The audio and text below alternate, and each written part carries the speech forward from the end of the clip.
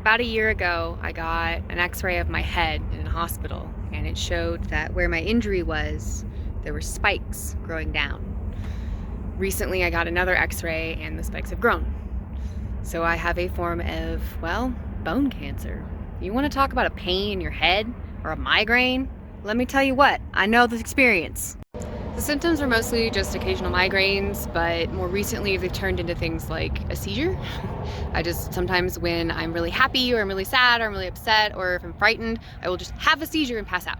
Sometimes I'm just sitting there and all of a sudden I can't really see straight, like I'm getting fuzzies, everything's kind of weird, like there's something in the way. Yeah, that's a migraine. And I just get them kind of constantly because of the pain in my head and the fact that I have like literal bone spikes like growing down into my head. It's not fun.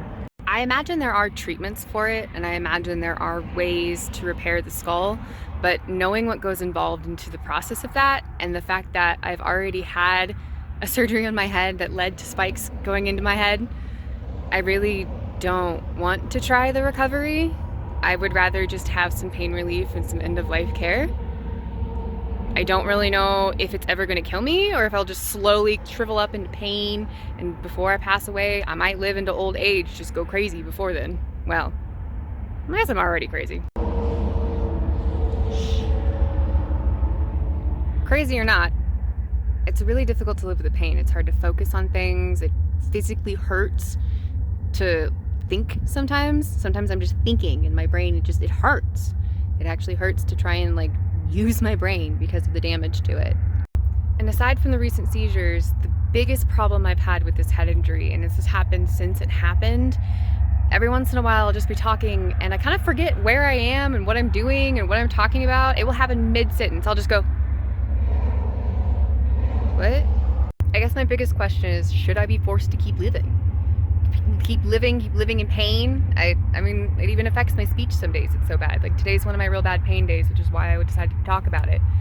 It's just difficult to focus on things. Like I can't even read the lettering on the train right across the street because my vision's really blurry.